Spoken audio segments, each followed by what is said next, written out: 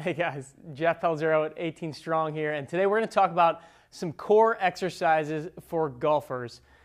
I think too often we see crunches, we see people using the Swiss ball and just doing kind of the up and down style exercises for the abs, for the core. What we want to do is we want to train the entire cylinder of the trunk here. So we're going to show you some exercises for the core, for the abs, for the trunk, that you may not have seen and that are a little bit different than what you typically find in your fitness magazines or videos. So first one I'm going to show you is an anti-rotation exercise. So in golf we rotate all the time, but we need to make sure that we can handle the stability of that rotation. So in order to do that, we have to work in preventing rotation. So great exercise for that is the pallof press. We've shown this on our YouTube channel before and in videos. I'm going to show you another way to utilize this kind of motion.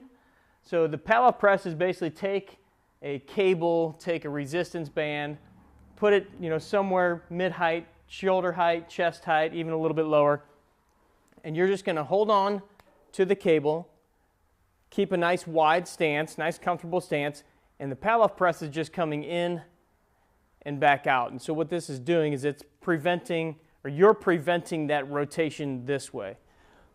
But the one that I want to show you, which is kind of a little addition to that, is I'm going to get you into your golf posture, and then you're going to go out into that extended position, and then you're going to just take that cable and move it from a low position and then try to go all the way up overhead.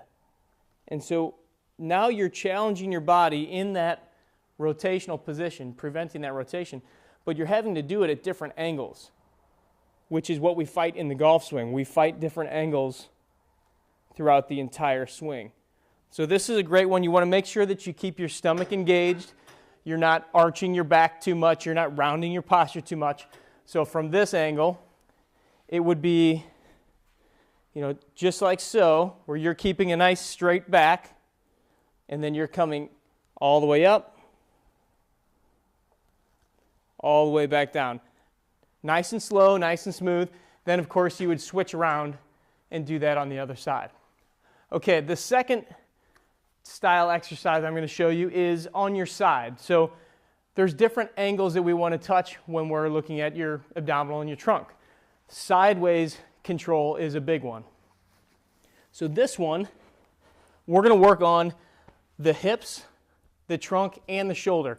All of those kind of connect each other as far as from the leg, the trunk, and the shoulder, which is just like your golf swing. You have to go from the ground all the way through the upper body into the club.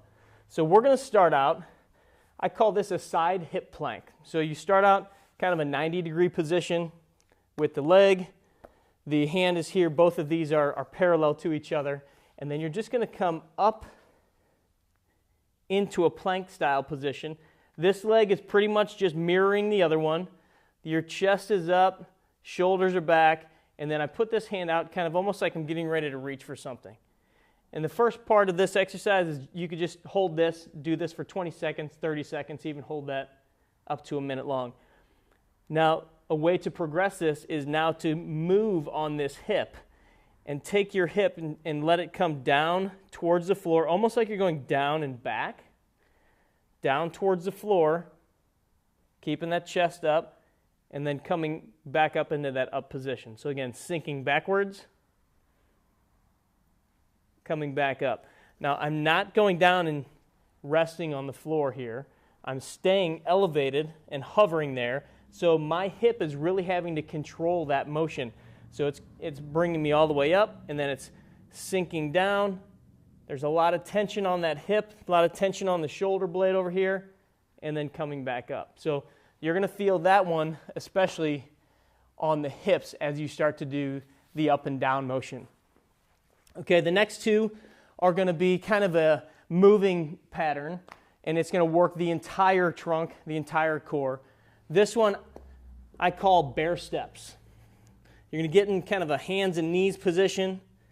You're going to go up onto your toes. So notice my knees are just slightly elevated off the floor. So I go basically just from right here, just lift the knees up a couple of inches, and then I'm going to alternate. I'm going to take my right leg, so this leg, and my left hand. I'm going to do a little step and come back, and then the other side. Back, just back and forth. The idea here is to keep my back as flat as possible. Keep everything pretty much stationary, almost as if I'm balancing a cup of water or something on my back. That's going to really engage the trunk, the abdominal muscles here. You're getting the shoulder blades, you're getting the legs. So again, keeping my back nice and flat. Right here, back, right here, and back. So that's kind of getting those alternate directions, those slings, so you're hitting your abs and your trunk in a way different fashion. And then the last one is going to be kind of, again, a moving plank, where now I'm in almost a push-up position, and I'm just going to lift one appendage at a time. So I'm going to lift my right leg, then my left leg, then my left arm, and my right arm, and I'm just going to go in a circle there 3 to 5 times or so. Again, trying to keep my body as stationary as possible, so I don't want to see a lot of shifting back and forth. You're working on the shoulders, you're working on the hips, you're working on the legs, you're working on the trunk. So one last time, you're just getting in that position here. And just to note, as I lift this leg, I'm really just squeezing my glute and pulling that foot off the floor. So you notice I'm not like kicking that foot up in the air. I'm just squeeze, squeeze. Then with the hands, try to stay stationary so it's not a big shift. Lift one, lift the other, just like so. All right, so those are just several different options aside from just the regular old crunch or leg lifts or whatever you've normally seen or done for your core, your abs, that are really going to impact your golf game and really impact the way that you transfer your power from the ground through the club. All right, if these videos are helpful, be sure to subscribe to our YouTube channel. Train hard, practice smart, play better golf.